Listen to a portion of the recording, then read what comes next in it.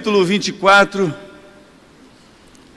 nós estamos neste capítulo desde domingo passado, né? Escola dominical, domingo, hoje pela manhã, e vamos continuar nele agora. Assim como dissemos no primeiro dia, na nossa introdução, que não poderia ser contada a história de um personagem tão extraordinário como foi Abraão, sem ter esse capítulo 24, especialmente esse primeiro versículo. E era Abraão já velho e adiantado em idade, e Deus o havia abençoado em tudo. Para você ter uma ideia, Abraão aqui tem 140 anos. Quanto mesmo que eu falei? 140. Ele não era somente velho, porque velho é quando nós atingimos 70 e poucos anos, aí nós já consideramos uma pessoa já velha, idosa.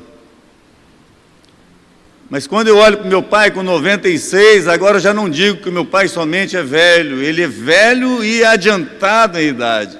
Ou seja, ele já ultrapassou os limites, né? Segundo o próprio pai, ele diz assim que ele já está no lucro. É muito legal, né? Batemos bastante já em alguns pontos aqui que são relevantes para mim.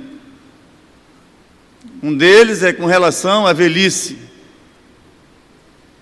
Não há como a gente não se emocionar com uma pessoa idosa por causa das consequências que traz a velhice para qualquer pessoa.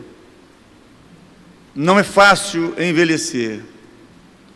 Salomão, sabedor disso, ele deixou registrado para nós que a velhice, na visão dele, é considerado como maus dias, ou seja, em outra linguagem mais simplista, seria dias difíceis, onde tudo se torna na vida de uma pessoa idosa difícil. Aquilo que quando somos jovens é tão simples para a gente, como pegar um peso, como dar um pique numa corrida, como fazer qualquer outro tipo de esforço, para a pessoa idosa, tudo se torna mais lento.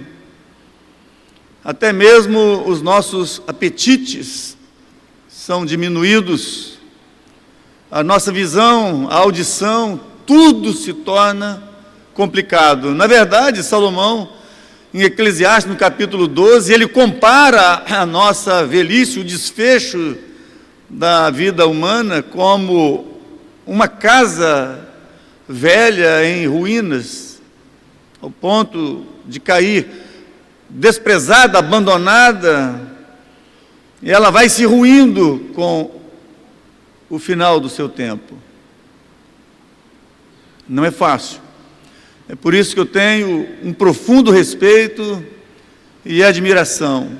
Desde criança fui ensinado a sempre oferecer o meu lugar para uma pessoa idosa. Isso não é apenas educação,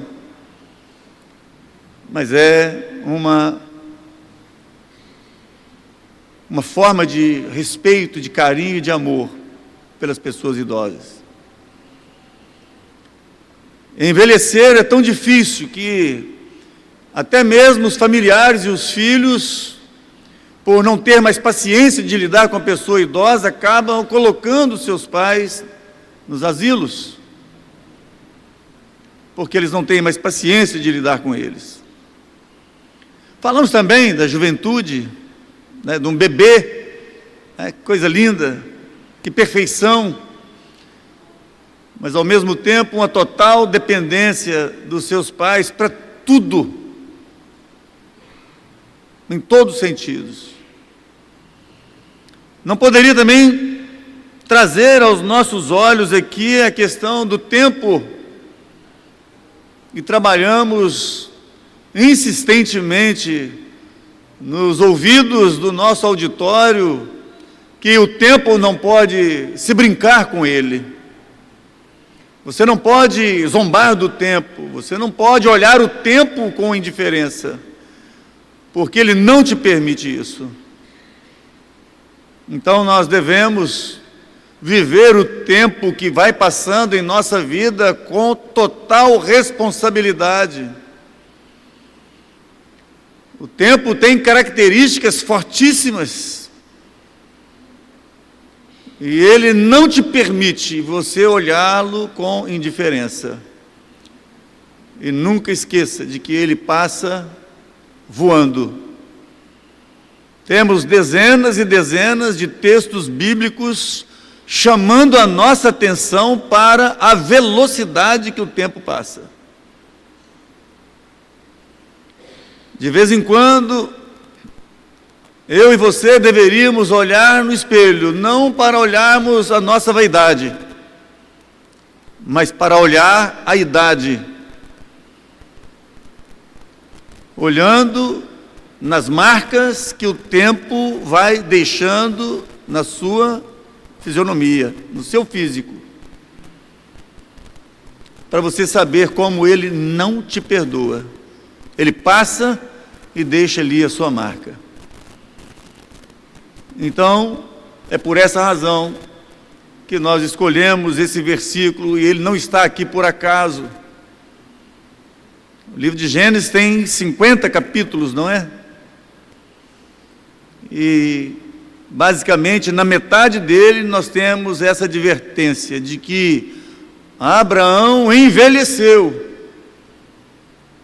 E ele agora já está adiantado ainda na sua idade, ele está passando os limites do seu tempo. Mas ele não deixou passar o seu tempo como muitos estão deixando passar. Não há registros, não há legado, não há sabedoria, não há nada de concreto, e principalmente quando se trata de família, de relacionamentos com pessoas e, acima de tudo, de relacionamento com as coisas divinas. O céu está o tempo todo clamando e proclamando de que existe uma autoridade suprema, cuja glória dele enche os céus e enche também a terra, e quer encher também o coração do homem. Queridos, isso é espetacular. Você não pode desperdiçar a sua juventude, porque é o tempo mais importante da sua vida. Porque lá no final, é o que vai determinar aquilo que você viveu durante todo o seu período nessa vida aqui. Esse texto é fundamental para mim, porque quando eu leio essa frase de que Abraão envelheceu, mas Deus o abençoou em tudo, não é exagero, é só você olhar a história desse homem, desde o seu princípio. Ele demonstra uma fé inabalável em Deus. Ele demonstra que o seu relacionamento com Deus não era um relacionamento baseado apenas no que é superficial, mas ele mergulhou nas profundezas de Deus, ao ponto da Bíblia o denominar como amigo de Deus. Ele foi abençoado em todas as áreas, e foi muito gostoso hoje pela manhã a gente falar sobre essa questão de desse verbo abençoar. A essência de Deus no seu relacionamento conosco é nos abençoar. As mãos de Deus sempre estão cheias de bênçãos para derramar sobre nós. Deus não quer ficar dando apenas migalhas de bênçãos, mas Ele tem muitas bênçãos, e nós precisamos entender que Ele tem muitas e não apenas poucas. Há um relato em 1 Crônicas, no capítulo 4, onde o escritor sagrado, o cronista, neste livro, a intenção dele, nessa primeira parte dessa crônica, que é 1 Crônicas, é apenas citar ali a genealogia, as famílias, a descendência de todos os israelitas. Mas quando ele chega no capítulo 4, e que ele começa a falar sobre uma tribo, ele não consegue passar por ali sem tecer um comentário sobre uma pessoa, e que parece ser tão simples o que essa pessoa fez. Ele então diz ali que havia um homem chamado Jabes, e esse nome foi dado a ele porque quando a sua mãe o teve, ela quase que morreu de tantas complicações no seu parto. Então ela colocou o nome, os seus pais colocaram o nome dele de Jabes, porque esse nome significa dor. Eles não queriam que aquela família nunca mais se esquecesse daquele acontecimento e do milagre que se fez na vida daquela mulher e também daquela criança. Aquela criança cresceu, e mesmo vivendo no meio de tanta confusão, de tanta idolatria, de tanto pecado, de tanto distanciamento de Deus, de tanta frieza espiritual daquele povo, da sua geração, a Bíblia diz que ele se tornou no seu tempo o mais nobre de todos os que viviam na sua geração, no seu tempo. Há uma outra versão que diz que ele era o mais ilustre, que ele era o mais querido. E a razão é muito simples, quando o escritor sagrado diz que ele era nobre, ele era ilustre, ele era o mais querido, porque ele invocava o nome do Deus de Israel. Não há como a gente não se emocionar com isso. Não parece ser algo tão simples. Mas a Bíblia diz que ele era nobre, ele era ilustre, ele era querido de Deus, porque ele conseguiu ser uma pessoa diferente em toda a sua geração, simplesmente porque ele amava o Senhor. Ele adorava o Senhor de manhã, adorava o Senhor pela sua família, adorava o Senhor pela comida que comia. Ele amava estar perto de onde se proclamava o nome do Senhor. Querido, isso não é normal, né? Não é comum, porque isso requer de nós muitas coisas, não é? São muitas implicações que envolve alguém que no meio de uma geração como essa, olha para o nosso mundo, olha ao seu redor, olha as pessoas com quem você convive, olha as nossas faculdades, olha as nossas autoridades, olha o sistema do mundo, e diz para eles que você não compactua com nada disso, que no meio de tudo isso você determinou que você vai continuar invocando o nome do Senhor. Mas o que mais me impressiona nisso tudo, é onde eu quero chegar na questão da bênção, é que quem tem um comportamento desse, não somente fala no nome de Deus, não somente se reúne no nome de Deus, mas ele conhece a fundo quem é Deus. E ele então faz uma oração num determinado dia, assim como sempre ele fazia. E nesse dia ele faz 4 pedidos para o Senhor. O primeiro deles é quando ele diz para o Senhor: meu Deus, eu quero, eu almejo, eu desejo que o Senhor me abençoe muitíssimo. Não é simplesmente uma bênção que ele quer, não é apenas bênçãos para aquela semana, para aquele dia. E ele está pedindo aquele que somente ele e mais ninguém, porque debaixo do céu não existe ninguém que possa nos abençoar em toda a plenitude daquilo que necessitamos, sem acrescentar nenhuma dor. É o nosso Senhor. E ele sabe que Deus tem muitas.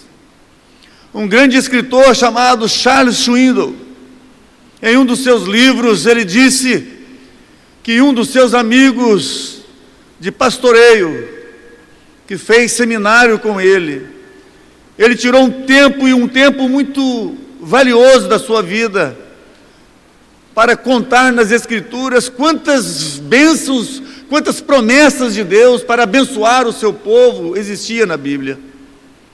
E ele contou que existem mais de 7.500 vezes que nós vamos encontrar as promessas de Deus para nos abençoar.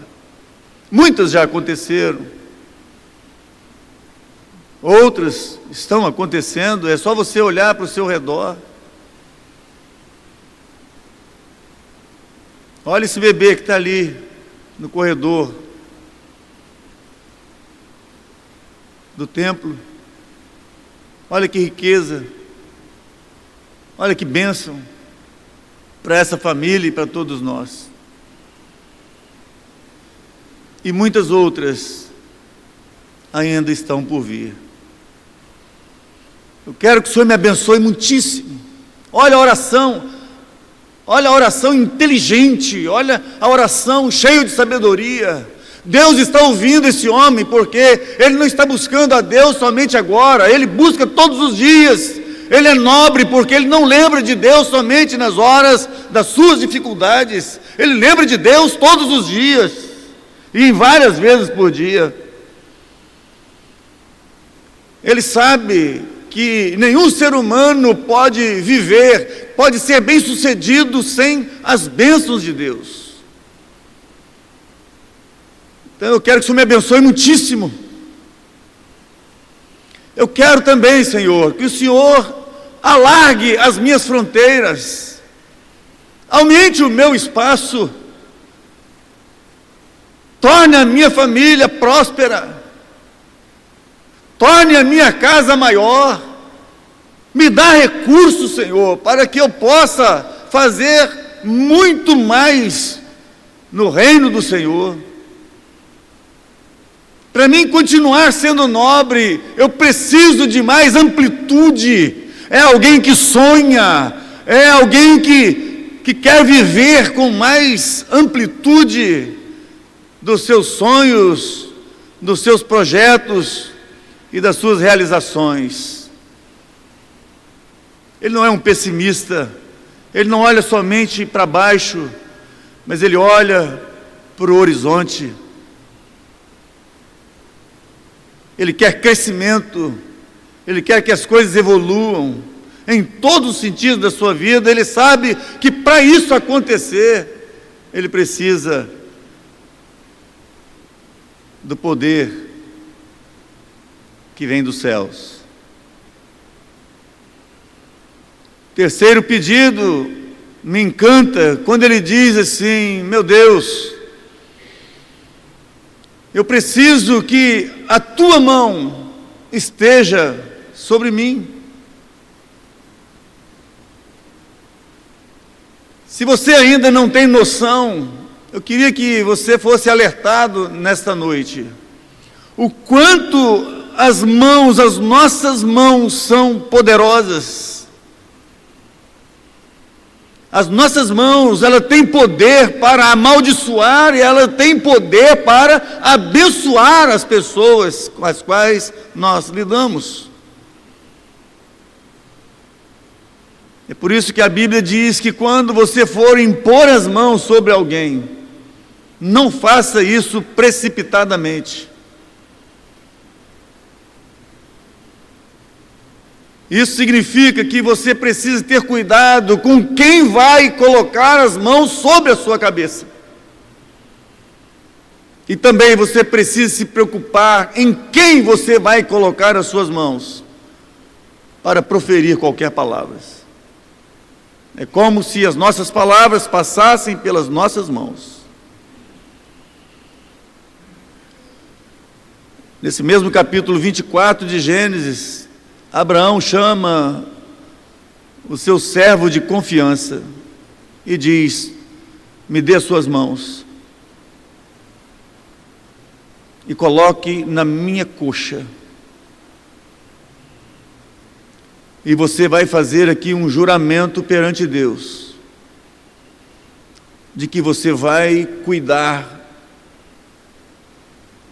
do relacionamento de amor, de um relacionamento para namoro e casamento do meu filho, porque ele já estava velho, não poderia fazer isso.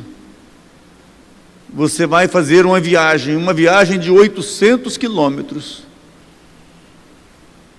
uma viagem que duraria mais de 30 dias, para buscar uma noiva para o meu filho, porque ele não pode se casar com uma moça que não seja do povo de Deus. As suas mãos, coloque na minha coxa. Que importância. Agora vocês imaginam as mãos de Deus. Eu quero que as tuas mãos estejam sobre mim, sobre a minha vida. Essa mão protetora, essa mão carinhosa, essa mão que afeiçoa, essa mão que guia. Mais tarde Jacó fala assim, a Bíblia fala que Deus, dizendo para Jacó: não tenha medo, eu te tomo pela mão e te vou guiar pelo caminho. E o último pedido que ele faz, entre esses quatro, é que Deus o pudesse livrar dos males desta vida. Porque enquanto você tem tantos projetos e sonhos em todo sentido dessa vida, existe alguém que nós chamamos de inimigos, que são ferrenhos, implacáveis, que nós poderíamos chamar como os ladrões de alegria e de paz, que estão o tempo todo planejando investir o mal contra você. Eles estão por todos os lugares. E Jabe sabia disso, que a única forma para se proteger era tendo Deus cuidando dele o tempo todo. O Senhor Jesus, quando estava despedindo dos apóstolos, ele fez uma oração que nós, os ministros da palavra de Deus, chamamos de oração sacerdotal. E nessa oração o Senhor Jesus fala: Pai, eu não te peço que tire aqueles que creram em mim deste mundo, mas livra-os do mal.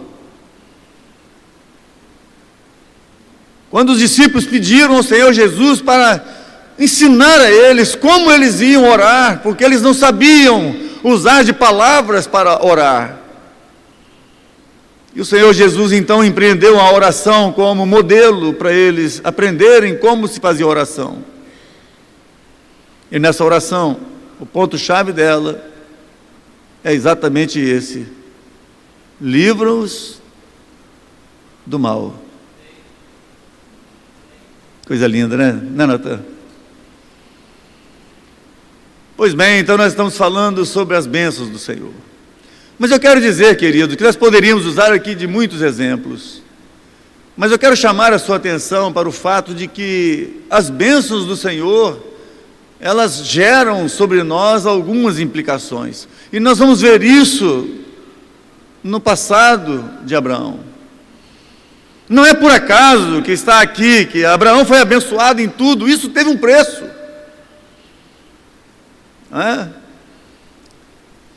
Chegarmos a um ponto de podermos ter uma frase como essa acompanhando a nossa vida, nós vamos olhar para trás e vamos ver que não foi tão simples assim.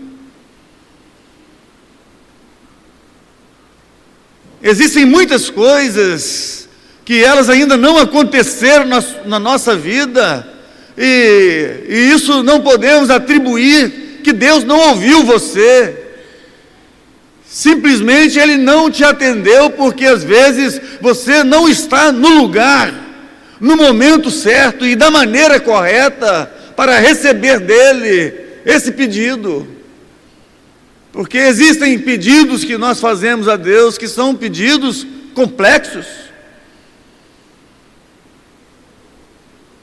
e que nós precisamos de demonstrar a Ele que nós estamos fazendo jus ao pedido que nós fazemos. O nosso pedido é do tamanho daquilo que nós somos. Está dentro do padrão do nosso comportamento, dentro de um padrão da nossa fé. Jesus nunca abençoou nenhuma pessoa com um milagre, com algo, com situações difíceis, sem primeiro trazê-los a um confronto pessoal, olho no olho. Mesmo quando alguém queria roubar dele uma bênção escondida, como foi aquela mulher com aquele fluxo de sangue, que passou pelo meio das pessoas, ali abaixada para que ninguém pudesse vê-la, porque ela não podia estar no meio das pessoas, porque ela era considerada imunda pela doença que ela tinha. A lei era dura, era severa, ela não podia sair de casa, mas ela saiu, e foi em busca dessa bênção, e sorrateiramente, camufladamente, ela foi lá, e pensou assim: eu não posso falar com ele, mas se eu tocar nele, eu recebo essa bênção, eu vou ficar curada. E quando ela fez isso, Jesus parou tudo o que ele estava fazendo. Ele quer saber quem é, Ele quer saber quem foi. E ele disse: alguém me tocou. E todos os discípulos dizendo para ele, e principalmente Pedro: Senhor, como o Senhor faz uma pergunta dessa? Estamos no meio de uma multidão, todo mundo se acotovelando, empurrando entre si. Como o Senhor está querendo saber quem é que te tocou? São muitas pessoas que estão encostando no Senhor. Falou: não, esta pessoa tocou em mim diferente, porque eu senti que de mim saiu virtude. Quem é? Cadê essa pessoa? E a mulher então se levanta e diz: sou eu. Jesus quer confrontá-la. Jesus quer que ela se interiorize. Não é simplesmente assim, não, vem aqui, vamos entender isso. Então eu queria agora que você desse uma olhadinha rapidamente comigo, folheando agora, contrário à sua Bíblia, para o lado esquerdo e não para o direito, porque são várias páginas que estão sendo contada a história desse homem. E você vai observar aqui que no capítulo 12, ele é fundamental para nós entendermos por que Abraão chega com 140 anos e é um homem literalmente abençoado. Você está conseguindo entender um pouco isso? No exato momento da sua vida, da sua existência, o que você poderia dizer de você mesmo? Você é uma pessoa abençoada? Em todos os sentidos? Você lembra que eu falei hoje pela manhã, né, que o verbo abençoar significa ser uma pessoa muito feliz. E todas as vezes que a Bíblia fala de felicidade e alegria, a Bíblia nunca fala da isenção dos problemas, das dificuldades e das tribulações que nós passamos na vida. Não tem nada a ver a felicidade, a alegria plena com circunstâncias da vida. Porque se assim fosse, nós teríamos muito mais motivos para ficar cabisbaixo e chorando pelos cantos do que propriamente sorrindo. Porque se você fizer aí uma análise das suas 24 horas, você vai ver que eu estou falando aqui algo que você se identifica muito bem com isso. Muitas são as dificuldades que se apresentam diante de nós, que constantemente estão nos levando a baixar a cabeça. Mas quando a Bíblia fala de bênçãos, ela fala de uma estrutura fenomenal, uma paz que excede o seu entendimento. A sua mente é pequena para poder compreender o que Deus é capaz de fazer, a força que você tem para reagir contra aquilo que é mal. Você nunca se deixa ser levado pelos medíocres, por palavras negativas, palavras pessimistas. Você sempre rebate essas pessoas que tentam levar você para esse estado. Isso vem de Deus. Esta é a felicidade que nós temos. Nós encaramos qualquer situação, mesmo que nos abatemos momentaneamente, mas imediatamente nós lembramos de que se Deus é por nós, completem para mim. Mais forte.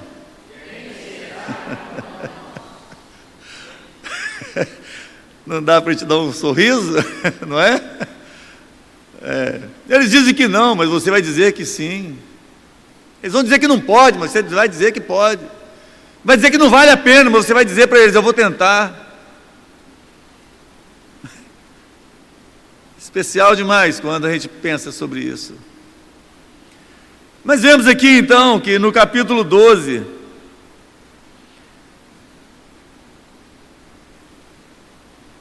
nós vemos uma dessas implicações. E uma delas, o que Deus requer de nós, assim como Ele requereu, né, de toda a natureza dEle, de tudo que Ele criou, é obediência. Não é impressionante quando você lê a Bíblia e vê que quando Deus criou todo esse universo e colocou no firmamento milhares e milhões de estrelas, e elas estão lá ordenadamente, e a Bíblia chama toda essa quantidade de estrelas de um exército. Também não é por acaso que a Bíblia chama todas as estrelas, as galáxias, de um exército.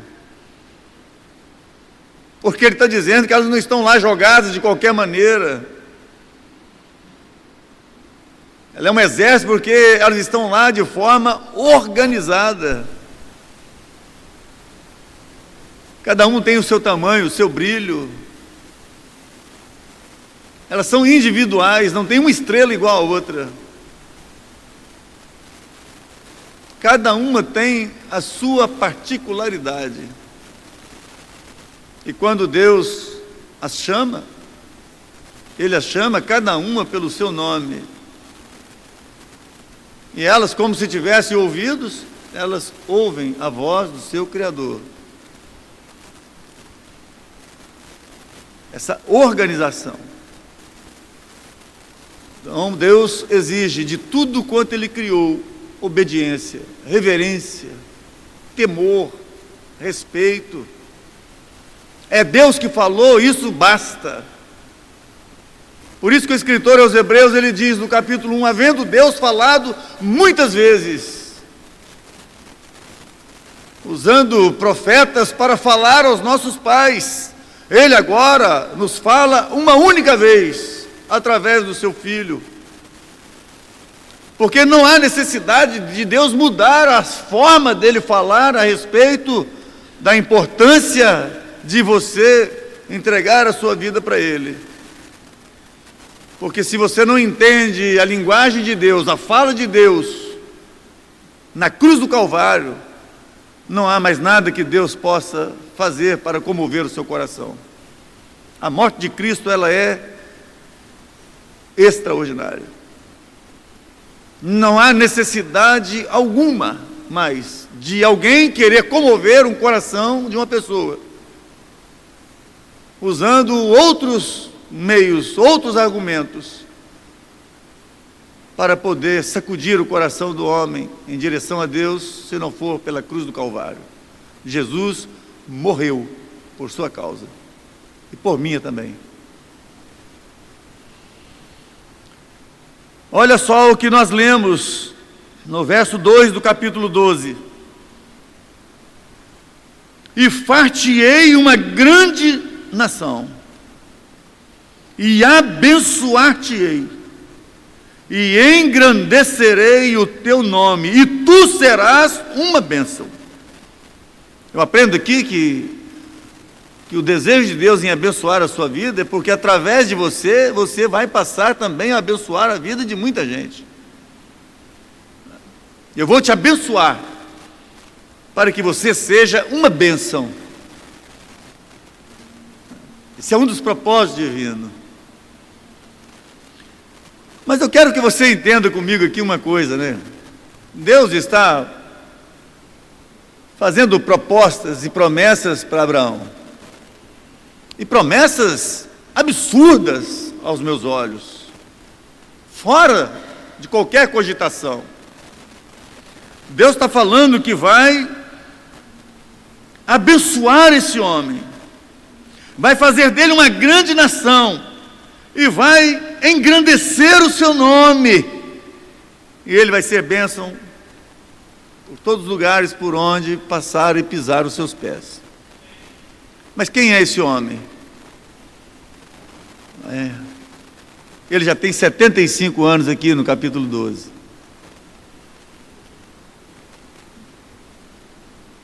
Ele já está velho. Ainda não está adiantado em idade, mas já está velho. Ele é casado. Ele tem uma esposa por nome Sarai, que depois se tornou Sara. E esse casamento, ele tem um problema gravíssimo, porque principalmente naqueles dias, não ter um filho era considerado por todos como um casal, um lar, uma casa que tinha e que pesava sobre eles uma maldição. Alguma coisa esse casal, ou a mulher, ou o homem, mas a acusação era mais pelo lado da mulher, porque não se sabia ainda que um homem poderia ter problema, que não poderia gerar filho, mas o entendimento era que só a mulher tinha esse problema de não gerar um filho, a culpa era dela. Então, algumas coisas, algum pecado havia sido feito e a maldição estava sobre eles. E essa vergonha, essa tristeza, quem carregava era a mulher. Um casal frustrado por não ter envelhecido e não ter tido um filho. Então nós temos nessa casa uma mulher triste, melancólica, uma mulher frustrada, discriminada, e carregava sobre si um opróbrio, uma vergonha. Todas as vezes que a Bíblia fala de uma mulher que não podia gerar um filho, e que o milagre acontece, e que ela engravida por um milagre de Deus, sempre a Bíblia faz uma referência dizendo: o opróbrio foi tirado da vida daquela mulher. Ou seja, a vergonha, o desprezo. Isso era tão grave que, perante a cultura deles, naquela época, permitia ao homem ter com a sua concubina, com a sua escrava, com a sua serva, com a sua criada, ter relações com ela, para poder ter um filho e ser criado por aquela família como se fosse o herdeiro daquela casa. É nessa situação que Deus aparece. Essa é uma das partes que eu mais gosto, né? Porque Deus sempre aparece. Quando nós julgamos que tudo está perdido, Deus aparece. Quando nós pensamos que não há mais como acontecer mais nada, Deus aparece e faz acontecer. Deus tem um plano, e o plano de Deus é grandioso demais, porque assim como falamos hoje pela manhã, o que está em xeque aqui, o que está em jogo aqui, o que está aqui no debate aqui, o que faz Deus procurar a Abraão aqui, é porque em Gênesis 3,15, Deus empenhou a sua palavra, que da descendência da mulher, da semente da mulher, ia nascer um que iria esmagar a cabeça da serpente. Deus precisava de alguém.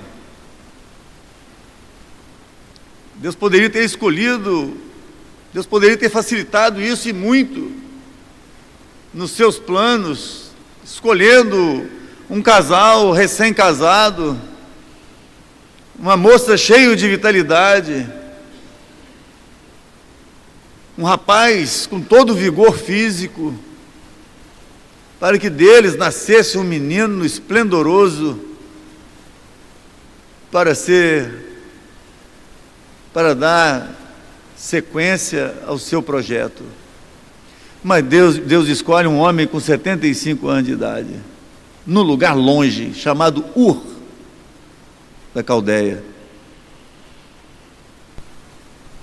Provavelmente já sem muitos sonhos pela frente.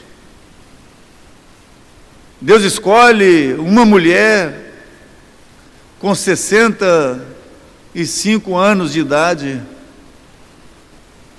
estéril, cujo o costume das mulheres já havia passado para ela.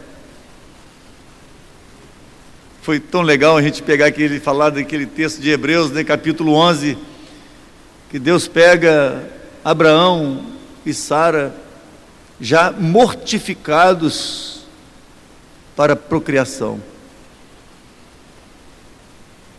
E Deus faz essa promessa para eles. Que promessas são essas? Vou fazer de você uma grande nação. E Abraão está olhando para Deus.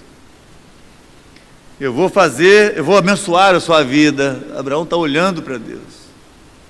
E você vai ser uma bênção. E Abraão está olhando para Deus. Não há questionamento, não há dúvidas. Não é algo na mente de Abraão e de Sara, algo impossível para acontecer, porque ele sabe que Deus não é Deus somente daquilo que é possível, mas o que é mais extraordinário de Deus é porque Ele é um Deus daquilo que é impossível. Impossível. E aí então a gente começa a ver as coisas acontecendo. E qual é a implicação aqui? Obediência. Para que tudo isso pudesse acontecer, Abraão tinha que tomar algumas atitudes, porque se ele não faz assim, ele não receberia as bênçãos que Deus está prometendo para ele. Então o que ele tem que fazer? Deus agora, Ele vai mexer em coisas que existem coisas na nossa vida que a gente preferia dizer para Deus assim: olha, eu gostaria que o Senhor não mexesse nessa área, porque essa área para mim, ela é imprescindível. Olha só aonde que Deus vai na vida desse casal. Sai-te da tua terra, sai-te da tua parentela, sai da casa de teu pai, para a terra que eu te mostrarei. Eu te mostrarei. Que terra é essa? Abraão não sabe. Onde é? Abraão não sabe. Mas o que eu tenho que fazer? Você tem que sair desse lugar. O que mais? Você tem que sair da sua parentela. Larga esse povo para lá. O que mais que eu tenho que fazer? Larga a casa do teu pai, sai da casa do teu pai. São 3 coisas que para mim é complicado demais. Uma das coisas mais difíceis que eu já tive na minha vida, foi sair da casa do meu pai, sair da casa da minha mãe. Como foi difícil cortar esse cordão umbilical. Precisou de aparecer algo encantador, algo deslumbrante. Precisou de haver um amor ainda mais forte, para que eu pudesse dizer para o meu pai e para minha mãe: ó, estou indo embora. Como é difícil. Porque não existe nenhum lugar nesta vida igual a casa do papai e da mamãe. O lugar gostoso de ficar. Uma outra coisa complicada que Deus mexe com Abraão também é com relação à sua parentela. O tal da parentela é complicado. A gente briga o tempo todo com essa raça de gente, né? Eu nunca vi tanta confusão que existe no meio da nossa parentela. É muito difícil passar uma semana sem que a gente não tenha um atrito qualquer com alguém da nossa parentela. Mas se você quer saber o valor dela, dessa parentela, fica longe deles para você ver. Muda lá para o Japão, para os Estados Unidos e fica para lá. Vai para o Rio de Janeiro, servir a marinha, o exército, e fica longe da sua parentela. Você vai sentir uma falta daquele churrasco, em cima da laje, na varanda da casa, aquela muvuca toda, grita de cá, grita de lá. Dia de aniversário, dia de festa. Fica longe deles para você ver. Que tristeza profunda que você vai ter. Deus está dizendo: larga todo mundo.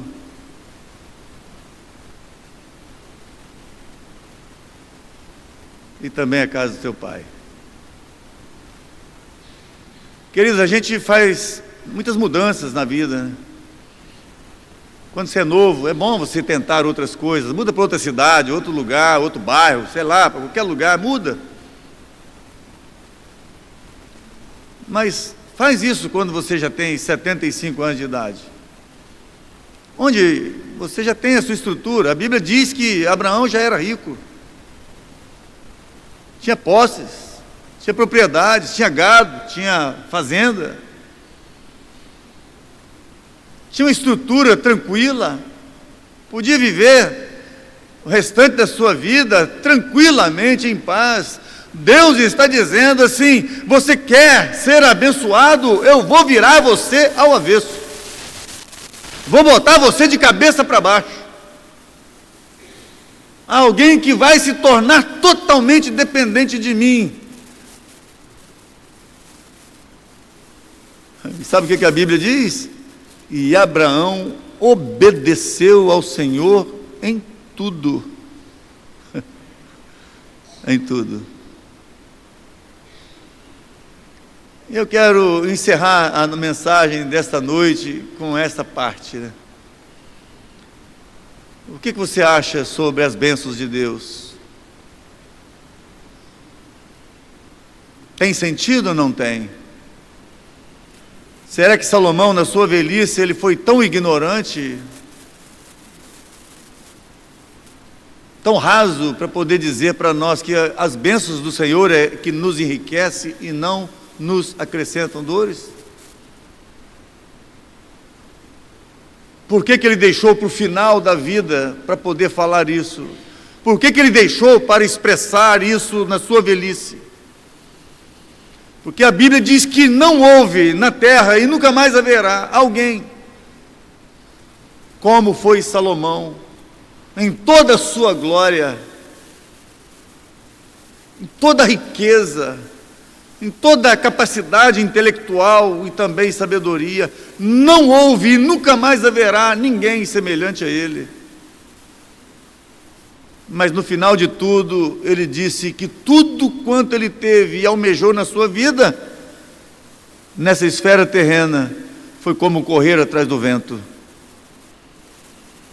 Porque na velhice ele disse também: e agora, tudo quanto eu produzi na minha vida, tudo que tenho, toda essa glória, toda essa riqueza, quem virá depois de mim? Será um sábio ou um insensato? Ou um louco? Natan gosta desse texto, né? Ele brigou comigo porque eu não usei esses dias esse texto aqui na mensagem. Quem é que vem depois de mim? E sabe quem veio?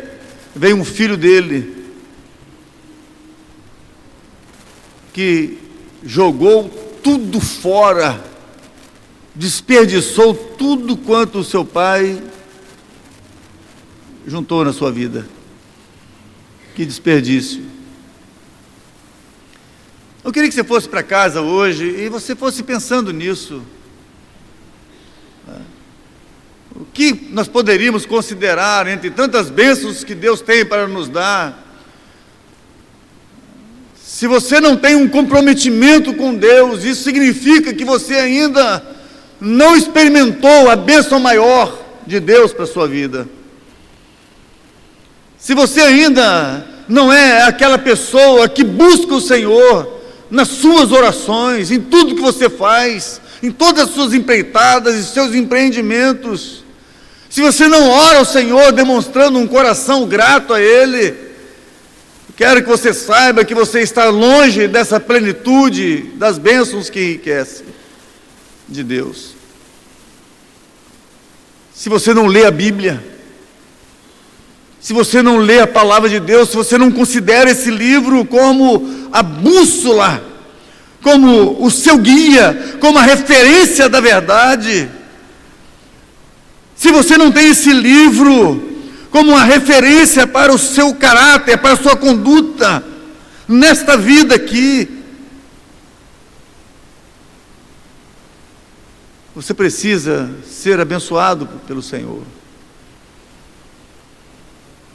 Se você não sente o desejo de reunir, de buscar pessoas que professam a mesma fé, a Bíblia nos orienta, você precisa de ser consolado, os irmãos precisam estar unidos, um consolando aos outros, incentivando os outros a não desviar-se da fé.